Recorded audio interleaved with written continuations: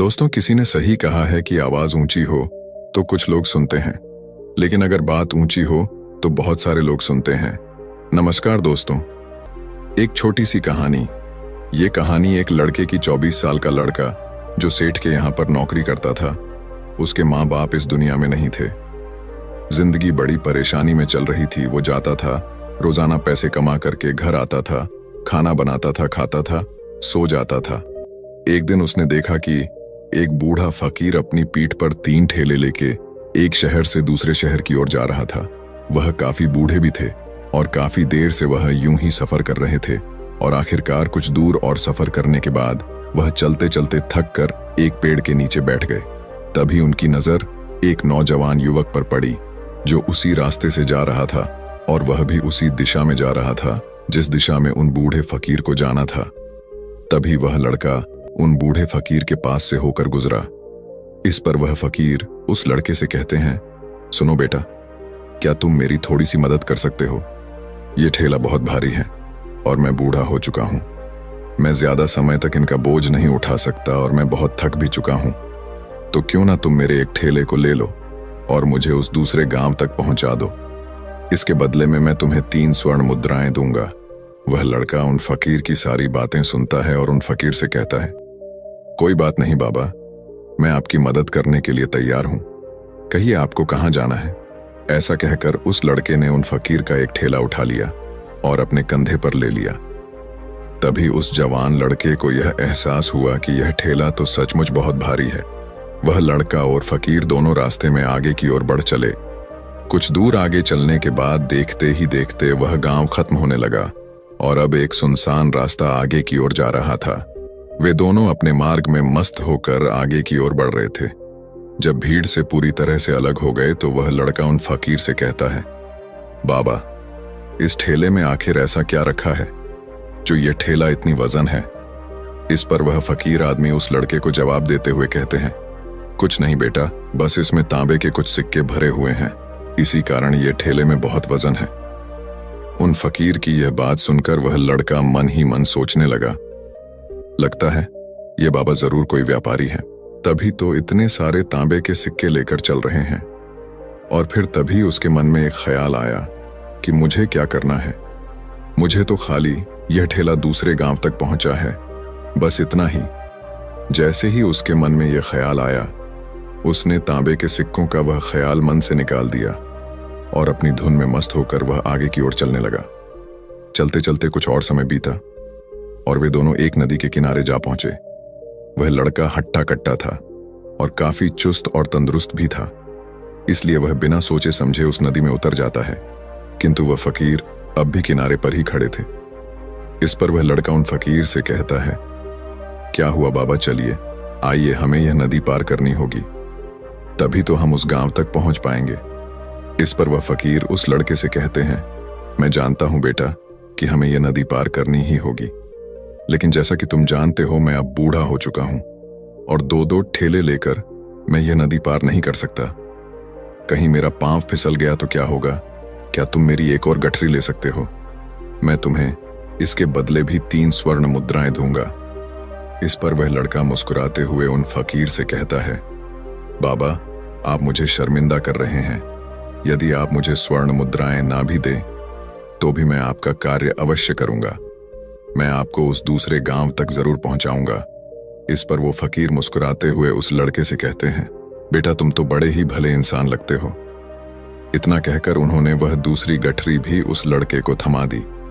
उस लड़के ने जब वह दूसरी गठरी अपने कंधे पर रखी तो वह गठरी भी उसे बहुत ज्यादा भारी लगी, लेकिन उसने वहां पर कुछ नहीं कहा। जैसे तैसे उन दोनों ने नदी पार की। नदी पार करने के बाद बातों बातों में ही उस लड़के ने उन फकीर से कहा, बाबा, आखिर इस दूसरी गठरी में क्या है? ये गठरी भी बहुत वजन है। इस पर वह फकीर उस लड़के को जवाब देते हुए कहते हैं, बेटा, इसमें चांदी के सिक्के हैं, इसी कारण यह गठरी भी बहुत वजन है। उन फकीर की यह सारी बातें सुनकर अब उस लड़के का दिमाग तेजी से काम करने लगा था। वह यह सोच रहा था कि एक ठेले में तांबे के सिक्के हैं और दूसरी में चांदी के। ऐसा प्रतीत होता है मानो यह फकीर बाबा कहीं दूर से आ रहे हैं और उन्होंने अपनी सारी जमीन जायदाद बेचकर ये सारे सिक्के इकट्ठे किए हैं। तभी तो वह इतना धन लेकर चल रहे हैं, लेकिन वह लड़का उन फकीर से कुछ नहीं कहता और वे दोनों चुपचाप मार्ग में आगे की ओर बढ़ते चले जाते हैं। कुछ दूर आगे बढ़ने के बाद एक बार फिर एक सुनसान राह आती है। उस सुनसान रास्ते को देखते ही उस लड़के के मन में तरह तरह के विचार उत्पन्न होने लगे। वह यह सोचने लगा, अरे यह तो सुनसान जगह है, अगर मैं यह सिक्के लेकर यहां से भाग जाऊं तो यह फकीर मुझे कब तक दौड़ाएंगे। मुझे नहीं लगता कि मुझे कभी पकड़ पाएंगे और यहां पर कोई है भी नहीं जो इनकी मदद कर पाए। और वैसे भी ये बहुत सारे सिक्के हैं, मैं इनसे एक अच्छी दुकान खरीद सकता हूं, अपना नया व्यापार शुरू कर सकता हूं। और वैसे भी ये बूढ़ा फकीर अब इन पैसों का क्या करेगा, इससे अच्छा तो मैं ही इन्हें रख लेता हूं। वह लड़का यह सब बारे में सोच ही रहा था, तभी अचानक उसे खुद पर आश्चर्य हुआ। अरे मैं यह क्या सोच रहा हूं, ये फकीर बाबा न जाने कहां से आ रहे हैं और क्या खोज करके इन्होंने इतने सारे पैसे इकट्ठा किए होंगे। मुझे इनका फायदा नहीं उठाना चाहिए। नहीं नहीं, मुझे ऐसा नहीं करना चाहिए। उसने कुछ देर के लिए तो अपने मन के विचारों को काबू कर लिया, लेकिन कुछ देर बाद उसके मन के विचार उस पर देखते ही देखते हावी होने लगे। वह लड़का 2 ठेले लेकर उन फकीर के पीछे पीछे चल रहा था और कुछ दूर आगे चलने के बाद एक पहाड़ी आई। इस पर वह फकीर बाबा उस लड़के से कहते हैं, बेटा यह पहाड़ी मैं नहीं चढ़ पाऊंगा, मैं काफी बूढ़ा हो चुका हूं और मेरे घुटनों में भी दर्द रहता है। यदि तुम मेरी तीसरी गठरी भी ले लो तो मैं तुम्हें 3 और स्वर्ण मुद्राएं दूंगा, लेकिन याद रखना इसे कहीं गिराना मत, कहीं ये गठरियां खुल ना जाए। इस पर वह लड़का उन फकीर से कहता है, क्यों बाबा, आखिर इसमें ऐसा क्या है। इस पर वह फकीर उस लड़के से कहते हैं, बेटा इसमें स्वर्ण मुद्राएं हैं। यह सुनकर वह लड़का मन ही मन बहुत प्रसन्न हुआ। उसने चुपचाप वह गठरी भी उन फकीर से ले ली और देखते ही देखते वे दोनों मार्ग में आगे की ओर बढ़ने लगे। अब वह फकीर बिना कोई वजन लिए हुए आराम से पहाड़ की चढ़ाई पर चढ़ रहे थे, किंतु वह नौजवान लड़का जो पीछे था वह वजन के कारण बहुत धीरे धीरे चल पा रहा था। लेकिन जब से उसने सोने का नाम सुना था उसका मन तो छलांग मार रहा था। वह मन ही मन सोच रहा था, अगर मुझे यह सारा धन मिल जाए तो मेरा पूरा जीवन तो आराम से कट जाएगा। वैसे भी यह बाबा तो बूढ़े हो चुके हैं, भला इन्हें इतने पैसों की क्या जरूरत है, इनका जीवन तो वैसे भी कट चुका है। मैं एक काम करता हूं, यह सारे पैसे लेकर यहां से भाग जाता हूं। लड़के के मन में अनगिनत विचार उठ रहे थे। लड़के का मन अब उसकी बुद्धि पर पूरी तरह से हावी हो चुका था और उस लड़के का मन अपनी बात को सही साबित करने के लिए उससे कुछ भी कह रहा था। और तभी उस लड़के के मन में एक और विचार उत्पन्न हुआ और अब की बार वह लड़का यह सोच रहा था, लगता है यह फकीर बाबा कोई चोर है, वरना इनके पास इतनी सारे स्वर्ण मुद्राएं कहां से आएंगे। अगर ये कोई व्यापारी होते तो भला ये इस तरह से पैदल यात्रा तो नहीं करते, और अगर इनके पास इतने सारे पैसे थे तो ये कोई ना कोई साधन भी तो अवश्य कर सकते थे। लगता है ये कोई चोर है और चोर से चोरी करने में भला क्या बुराई है। ये सोचता हुआ वह लड़का अब उन फकीर से तेजी से आगे की ओर बढ़ रहा था और देखते देखते वह फकीर से आगे भी निकल चुका था। और वह यह सोच रहा था कि जैसे ही इस पहाड़ की ढलान आएगी मैं 3 गठरियां लेकर भाग जाऊंगा, इससे ये सारे पैसे मेरे हो जाएंगे और मेरी गरीबी भी हमेशा हमेशा के लिए दूर हो जाएगी। मैं जो चाहूंगा मैं वो कर पाऊंगा, मेरे पास बहुत सारा धन होगा। और देखते देखते वह दोनों पहाड़ की चोटी पर पहुंच गए और अब ढलान का रास्ता शुरू होने वाला था। तभी वह लड़का उन फकीर से नजरें बचाकर वह 3 गठरियां लेकर भागता हुआ आगे बढ़ गया। अब उसे अपना शरीर बहुत हल्का महसूस हो रहा था, मानो उसे उन 3 ठेलों का वजन तक न मालूम पड़ रहा हो। काफी दूर दौड़ते दौड़ते किसी तरह से वह अपने आप को बचते बचाते अपने घर पहुंचा। उसके खुशी का कोई ठिकाना नहीं था। उसने सोचा, क्यों ना मैं जल्दी जल्दी इन गठरियां में से वो सारे पैसे निकाल लूं। यह सोचकर जब उसने गठरियां खोली तो पहली गठरी में उसे लोहे से जंग भरे हुए सिक्के मिले। यह देखकर उसे यकीन नहीं हुआ। इस पर उसने फटाफट दूसरी गठरी भी खोल डाली, उसमें भी उसे लोहे के जंग लगे हुए सिक्के ही निकले। यह सब देखकर वह लड़का बड़ा हैरान था। आखिर यह सब क्या हो रहा है? उन फकीर ने तो मुझसे और ही कुछ कहा था। अब उसने वह सोने वाली गठरी खोली और उसमें भी लोहे के जंग लगे हुए सिक्के ही निकले। यह देखकर वो लड़का बड़ा क्रोधित हुआ। उसने सोचा, उन फकीर ने मुझसे झूठ क्यों कहा? उन्होंने मुझसे ऐसा क्यों कहा कि एक में तांबे के सिक्के हैं, एक में चांदी के और तीसरे में स्वर्ण मुद्राएं हैं? वह यह सब सोच ही रहा था कि तभी उसकी नजर उस थैले में पड़े एक पत्र पर पड़ी। उसने वह पत्र उठाया और उस पत्र में लिखा था, यह पूरा नाटक ईमानदार व्यक्ति की खोज करने के लिए रचा गया है और मैं इस राज्य का राजा हूं। मेरी कोई संतान नहीं और इसीलिए मैंने यह षड्यंत्र रचा है ताकि मैं अपने राज्य में किसी एक ऐसे ईमानदार व्यक्ति की खोज कर सकूं जो मेरे बाद इस राज्य का राजा बन सके और इस राज्य भार को संभाल सके। और इस राज्य का भार वही संभाल सकता है जो पूरी तरह से ईमानदार हो, जिसके मन में किसी प्रकार का कोई लालच ना हो। इतना पढ़ते ही वह लड़का जोर जोर से चिल्लाने लगा। वह सर पकड़कर बैठ गया। वो यह जानता था कि यदि वह अपने मन के विचारों पर काबू कर लेता तो उसका जीवन संवर सकता है, लेकिन वह अपने मन के विचारों पर काबू नहीं कर पाया। दोस्तों, महात्मा बुद्ध कहते हैं कि मन ही सब कुछ है। आप जो सोचते हैं वही बनते हैं। इसलिए आपका सबसे बड़ा दुश्मन भी आपको उतना नुकसान नहीं पहुंचा सकता जितना कि आपके मन के यह अनियंत्रित विचार पहुंचा सकते हैं। महात्मा बुद्ध कहते हैं, अपने भीतर ध्यान से देखो। हमारे भीतर जो विचार चल रहे हैं वही विचार शब्द बनते हैं और शब्द कर्म के रूप में प्रकट होते हैं। बार बार दोहराने पर कर्म बर्ताव में बदलता है और धीरे धीरे समय के साथ बर्ताव चरित्र में परिवर्तित हो जाता है और यही चरित्र हमारे भाग्य का निर्माण भी करता है। इसलिए हमें हमेशा अपने विचारों के प्रति सजग होना बहुत आवश्यक है। हमें जागरूक होना बहुत आवश्यक है। हमें यह जानना जरूरी है कि हमारे मन में किस प्रकार के विचार आ रहे हैं। आगे महात्मा बुद्ध कहते हैं कि कमजोरी हमेशा छोटे विचार से शुरू होती है।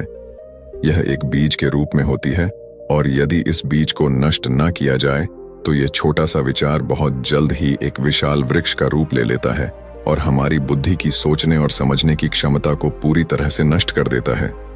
जिस प्रकार आपने इस कहानी में देखा किस प्रकार उस जवान लड़के का मन उस पर हावी हो चुका था और उसकी सही और गलत सोचने की क्षमता पूरी तरह से नष्ट हो चुकी थी, जिस कारण वह यह समझ नहीं पाया कि उसे क्या करना चाहिए और उसके लालच ने उसके भीतर इतनी ऊर्जा भर दी कि वह तीनों ठेले उठाकर इतनी तेजी से वहां से भागता आगे भी बढ़ गया। इसीलिए जब आपके मन में पहली बार कोई गलत विचार उत्पन्न हो तभी उसे जड़ से उखाड़ देना चाहिए, अन्यथा वह विशाल वृक्ष का रूप लेगा और आपको किसी न किसी गलत राह पर वह ढकेल ही देगा। आप चाहकर भी उसे रोक नहीं पाएंगे। लेकिन अब आपके मन में यह प्रश्न उठ रहा होगा कि हम भला अपने मन के विचारों को कैसे नियंत्रित करें। हमारा मन तो इतना चंचल है, वह इतना शक्तिशाली है कि वह हम पर हावी हो ही जाता है। हम चाहकर भी उस पर नियंत्रण नहीं कर पाते। इसका जवाब में महात्मा बुद्ध हमें दो बातें समझाते हैं। पहली बात, सही इरादा विकसित करो। कई बार आपने देखा होगा कि आपके मन में कुछ और होता है किंतु आप कहते कुछ और है, क्योंकि आपके मन के भीतर जो कुछ बसा है वही आपके मुख से बाहर भी निकल रहा है। लेकिन जब हमसे वह गलती हो जाती है तो उसके बाद हमारा मस्तिष्क अच्छी तरह से काम करना शुरू कर देता है। हमारे सोचने और समझने की क्षमता एक बार फिर से जागृत हो जाती है और ऐसी अवस्था में हमें यह एहसास होता है कि हमसे गलती हो गई है और फिर हमारा मन दुखी हो जाता है। हमारा मन अफसोस से भर जाता है और इस भारीपन और दुख से बचने के लिए महात्मा बुद्ध हमें सही इरादा विकसित करने के लिए कहते हैं। इसके लिए जब भी आप कोई कार्य करने जा रहे हो तो सबसे पहले आपको यह खुद से पूछना चाहिए कि जो कुछ भी मैं करने जा रहा हूं इसके पीछे मेरा इरादा क्या है। क्या मैं दूसरों को दुख पहुंचाना चाहता हूं या दूसरों को नीचा दिखाने जा रहा हूं या मुझे खुद को ऊपर उठाना है। खुद से सवाल कीजिए, खुद को जागृत कीजिए। जब आप इरादों के प्रति सचेत होने लगेंगे, जब आप विचारों के प्रति सजग होने लगेंगे, तभी आपके भीतर सकारात्मक ऊर्जा का प्रवाह होगा। तभी आप सकारात्मक इरादों से जुड़ने लगेंगे और आपके मन के भीतर बसी हुई वह नकारात्मक ऊर्जा और नकारात्मक इरादे दिन ब दिन कम होने लगेंगे। परंतु याद रहे, आपको यह हर रोज करना होगा और आपको यह हमेशा ध्यान रखना होगा कि आपको केवल अच्छा सोचना है। आपके इरादे हमेशा अच्छे होने चाहिए, तभी आप दुख और तकलीफों से बच सकते हैं। अन्यथा आप इसी तरह से दुख और तकलीफों में घिरे ही रहेंगे और आप कभी इससे निकल नहीं पाएंगे। दूसरी बात, मन के प्रति सजगता विकसित करो, जिससे आपका मन देखते देखते शांत होगा और आपके मन के भीतर बसी हुई वह नकारात्मक ऊर्जा, नकारात्मक विचार खत्म होने लगेंगे और आप शांति की ओर आगे बढ़ेंगे। और आपको इसके लिए बस इतना ही करना है कि इस पल में जो कुछ भी हो रहा है, आपकी आंखों के सामने आपके भीतर जो कुछ भी जैसा भी चल रहा है, बस उसे देखते रहना है। अपने मन के अच्छे बुरे विचार, अपनी भावनाएं और अपनी यादों पर बिना प्रतिक्रिया दिए उन्हें केवल देखते रहना है, जिससे आपके मन के सारे विचार देखते ही देखते खत्म होने लगेंगे। आपका मन खाली होने लगेगा और आप नकारात्मक विचारों से न सोच से बच सकते हैं और आप इन दुख और तकलीफों से भी दूर रह सकते हैं। इसीलिए महात्मा बुद्ध कहते हैं, जो स्वयं को देखता है वही सबसे बड़ा तपस्वी है। अर्थात जो अपने मन में चल रहे उन विचारों को बिना प्रतिक्रिया दिए हुए केवल देखता है और उन पर कोई भी प्रतिक्रिया नहीं करता, बस उन्हें देखता और समझता है, वास्तविकता में वही मन पर नियंत्रण भी कर सकता है और वही अपना जीवन सुखी और खुशहाली तौर पर जी सकता है। इसलिए यदि आप भी अपने जीवन को सुखी और खुशहाल बनाना चाहते हैं, तो आपको सबसे पहले अपने मन पर नियंत्रण साधना ही होगा। अपने मन को खाली करना ही होगा। अपने मन के विचारों के प्रति आपको सजग होना ही होगा। दोस्तों, उम्मीद है कि आपने आज की इस वीडियो से जरूर कुछ ना कुछ सीखा होगा। अगर आपको ये कहानी अच्छी लगी हो तो इस वीडियो को लाइक करें और हमारे चैनल को सब्सक्राइब करें। हम मिलते हैं अगली वीडियो में। धन्यवाद।